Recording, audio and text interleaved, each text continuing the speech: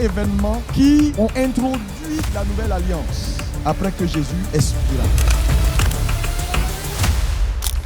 Le premier événement qui survient tout de suite, quand il expire, quand il rend l'âme, la Bible dit, le voile du temple se déchire en deux du haut vers le bas. Première implication de ça, c'est que désormais, tous les hommes peuvent avoir accès à Dieu. Parce que n'oubliez pas que le voile qui sépare le lieu saint du lieu très saint n'était que réservé aux sacrificateurs. C'est pourquoi les gens quittaient loin pour venir à Jérusalem adorer Dieu, parce qu'il y avait un seul tabernacle, il n'y en avait pas deux. Donc si tu veux rencontrer la présence de Dieu, tu dois te déplacer pour venir là où le tabernacle est et là où Dieu est présent. Donc lorsqu'il meurt, la première chose, le premier bénéfice, c'est que le voile qui séparait Dieu des hommes est désormais déchiré du haut vers le bas, parce que le salut nous vient du haut. Deuxième implication de ce verset ou de cet événement numéro 1, c'est que Dieu quitte définitivement le temple fait de main d'homme pour avoir accès à un autre type de temple qu'il a toujours recherché, les hommes. Parce que quand le voile se déchire, la présence de Dieu n'est plus dans le tabernacle. Elle sort et elle entre dans tous ceux qui vont faire la paix avec Jésus-Christ en l'acceptant comme sauveur et Seigneur personnel. C'est l'élément numéro 1 qui arrive dès qu'il meurt. Dieu déchire l'accès et quitte le tabernacle pour entrer dans le cœur des hommes. C'est-à-dire,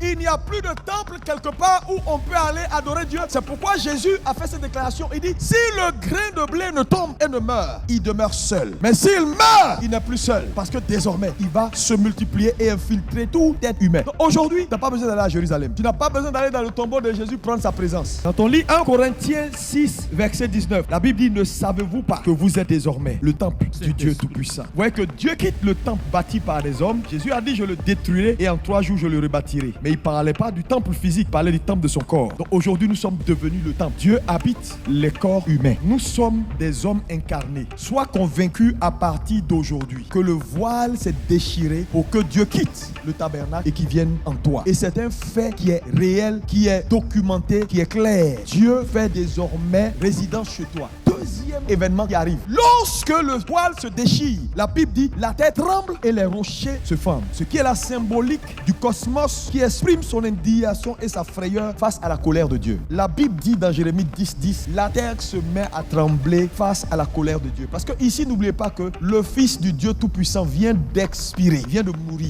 Dieu se lève et la terre commence à trembler. Quelle est l'implication que je veux que tu retiennes ici à partir de cet événement? C'est que Dieu désormais a le contrôle sur le cosmos.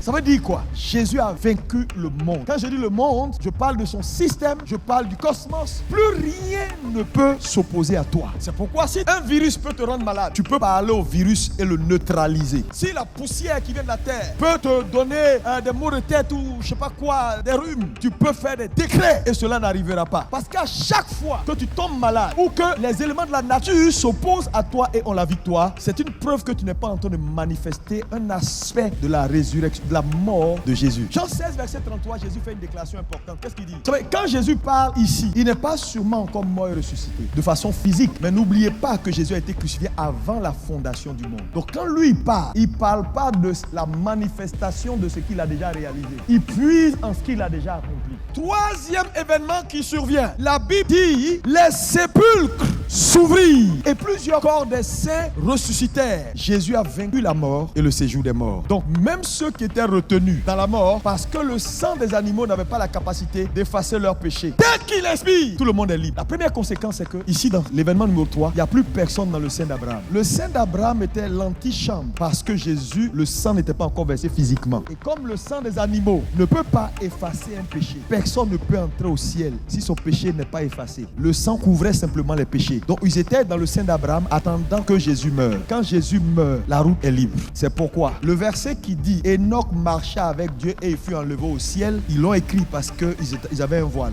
Parce que Enoch ne peut pas entrer au ciel, même s'il a marché avec Dieu. Parce que son péché était encore couvert. Donc quand on dit ciel ici, là, c'est pas ciel de là-bas. Il est allé dans le sein d'Abraham. Donc quand on dit il est le premier né d'entre les morts, la Bible est en train de dire Jésus-Christ est le premier à quitter la mort pour revenir à la vie. C'est-à-dire il vivait, il est entré dans la mort et il est le premier à quitter la mort pour pour entrer dans la vie. Depuis Genèse, aucun homme n'est né d'entre les morts. Il y a eu des résurrections dans la Bible parce que je vois des gens en train de réfléchir pour dire, pasteur, tu as oublié que Lazare a été ressuscité. Tu as oublié que lui a... Non, ce sont des résurrections corporelles. Il y a une différence entre une résurrection corporelle et une résurrection esprit, âme et corps. Eux, ils sont morts. Leur esprit n'a pas été associé dans la mort. C'est pourquoi on dit qu'il est le premier né d'entre plusieurs frères. C'est le même né là, né d'entre les morts, parce que quand il entre, tous les anciens qui nous ont précédés dans la foi sortent avec lui. Et il est le premier né dans plusieurs frères, parce qu'en réalité, quand il quitte la mort spirituelle pour entrer dans la mort ou dans la vie spirituelle, nous on est à sa suite. Ça veut dire quoi? Ça veut dire que Jésus est le premier à passer de la mort spirituelle à la vie spirituelle. La nouvelle naissance là, le premier à expérimenter la nouvelle naissance, c'est pas toi, c'est Jésus. S'il ne naissait pas de nouveau, il n'y a pas quelqu'un ici qui peut naître de nouveau. C'est-à-dire un esprit qui est régénéré. Parce que quand le péché frappe son esprit, n'oubliez pas que Jésus est mort spirituellement. Parce qu'aucun homme ne peut mourir physiquement s'il n'est pas mort spirituellement. C'est pourquoi il crie sur la croix, Père, Père, pourquoi m'as-tu abandonné? Parce que le Père quitte Jésus à cause du péché. Il est devenu péché. Donc il est spirituellement mort. Donc quand on l'enterre, il ressuscite et son esprit naît de nouveau. Donc ce qu'il explique à Nicodème là, il a expérimenté ça. Quatrième événement qui suit. Un soldat va venir, mais après l'événement des sépulcres là, il y a un événement qui suit, mais on ne trouve pas ça dans Matthieu, on le trouve dans Jean 19, versets 33 et 34. Ils étaient venus pour casser le pied de tous ceux qui étaient à la croix là. Ils ont cassé pour les autres, et puis quand ils ont vu que Jésus était mort, ils ont dit, oh laissons ça. Un des soldats, au lieu de partir, il va prendre une lance, et puis pendant que les autres s'en vont, il va percer le côté de Jésus. Et puis la Bible dit quelque chose va se passer, de l'eau et du sang va sortir. Ce soldat là, en perçant le côté, fait quelque chose de très important. Quand Dieu décide de faire à Adam une épouse, il prend sur le côté. Dieu s'apprêtait à donner à Jésus une épouse. Elle devait naître. Donc quand le soldat perce le côté, c'est la naissance de l'église. Le sang, comme une femme qui pousse, la poche est percée, le sang et l'eau sortent. Et du côté, comme Ève, la corde de l'homme, l'église, la corde de Christ. C'est pourquoi il nous appelle mon épouse. Et il vient chercher son épouse. Cinquième événement important, c'est le témoignage du centenier. Luc 23, verset 47. Le témoignage du centenier est la preuve que tu peux ne pas aimer Jésus, mais sa gloire va s'imposer à toi. Les gens qui te haïssent, qui parlent là, c'est une question de temps. Le centenier est un soldat romain. Il a glorifié Dieu parce qu'il a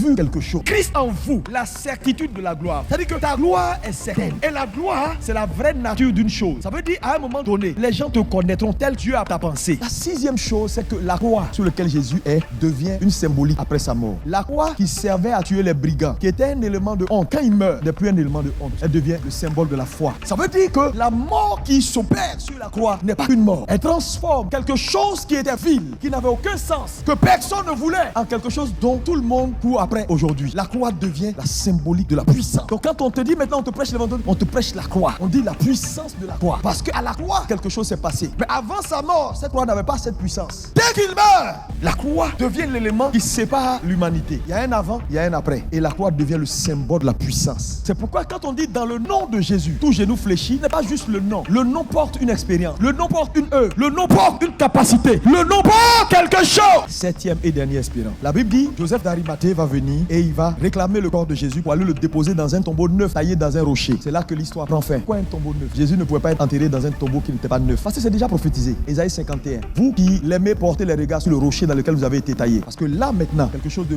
mystérieux devait se passer. Jésus devait se lier éternellement avec son corps. Parce que le corps qu'on venait de frapper, le corps qu'on venait de détruire, le corps qu'on venait de flageller, il a dit 3 jours est suffisant pour moi de la rebâtir. Mais la rebâtir avec quoi? Pas avec les mêmes matériaux, mais avec des hommes qu'il allait greffer dans ce corps. Donc quand il va dans le tombeau pour les 3 jours, c'est pour se bâtir un nouveau corps. C'est là qu'il se bâtit ce corps spirituel qu'on appelle l'église. Quand il ressort, c'est un nouveau Jésus.